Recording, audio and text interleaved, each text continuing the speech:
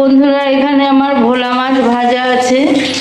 এখানে আদা, জিরে, টমেটো, রসুন, পেঁয়াজ, লঙ্কা সমস্ত কিছু বাটা আছে। টমেটো কুচিয়ে নিয়েছি আর কচুর লতি নিয়েছি। বন্ধুরা, এটা দিয়ে আজকে আমি একটা ভোলা মাছের রেসিপি করব, তোমরা দেখতে থাকো।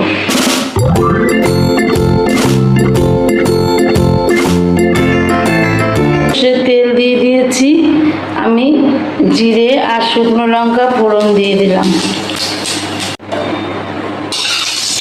আমার শুকনো লঙ্কা আর জিরেটা বন্ধুরা ভাজা হয়ে গেছে।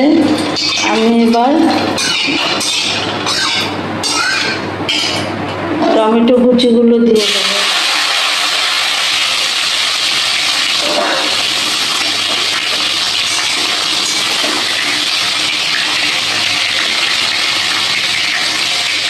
টমেটো কুচি নিয়ে আমি কচুর লতিগুলো দিয়ে দিলাম। এবার কচুর লতিগুলো আমি বন্ধুরা টমেটোর সঙ্গে ভেজে নেব। এবার এই লতির মধ্যে আমি পরিমাণ মতো লবণ, পরিমাণ মতো হলুদ দিয়ে দিলাম। এবার লবণ হলুদের সঙ্গে ভাজা ভাজা করে নেব।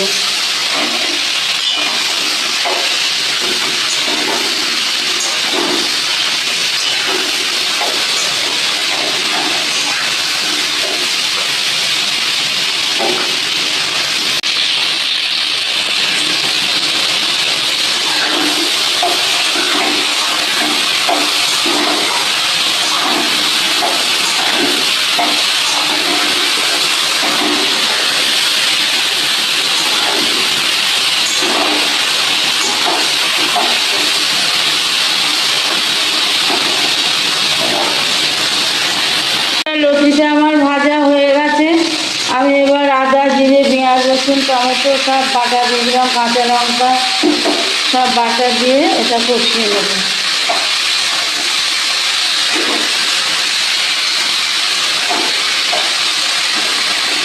তোমরা কে কে ভোলা মাছ দিয়ে কচুর লতি দিয়ে খেয়েছো জানি না, আমি করলাম, আশা করি ভালোই লাগবে।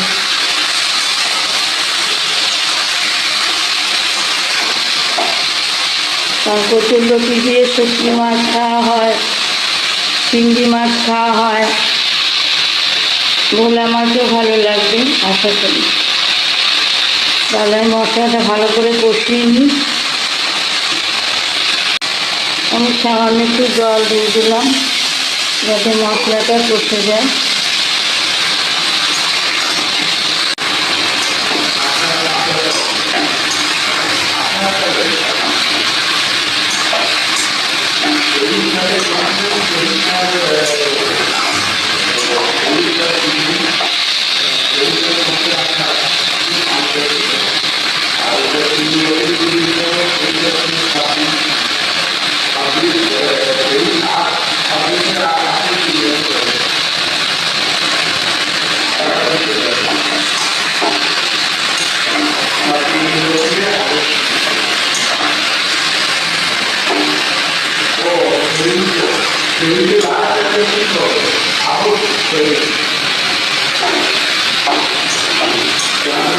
আমার কষানো হয়ে গেছে। আমি এবার সেদ্ধ হওয়ার মতো পরিমাণ মতো জল দেবো। লতি তাড়াতাড়ি সেদ্ধ হয়ে যায় বন্ধুরা। আমি একটু রস রস রাখবো।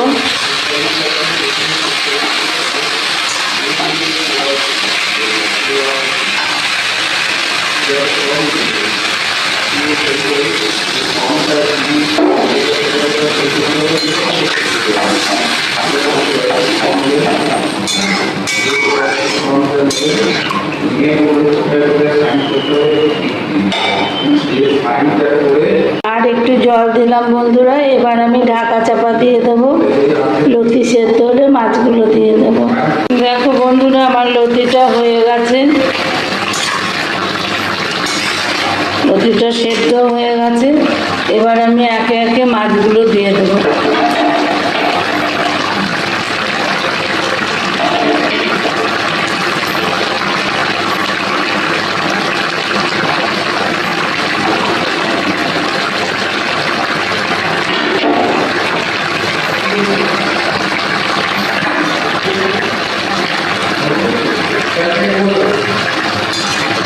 মাছগুলো সব দিয়ে দিলাম বন্ধুরা। এবং মাছটা একটু সঙ্গে মিশিয়ে সেদ্ধ হয়ে যাক।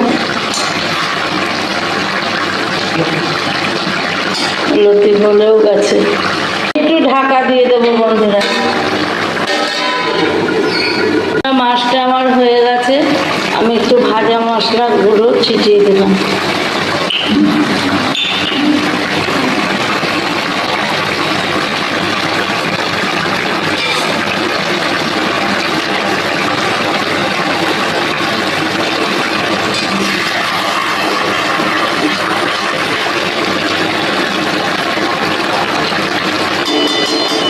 কেমন লাগলো তোমাদের কাছে জানাবে। কচুরলতি দিয়ে ভোলা মাছ রান্না। এবার আমি নামিয়ে নেব। দেখুন আমার ভোলা মাছ কচুরলতি দিয়ে হয়ে গেছে, আমি নামিয়ে নিয়েছি।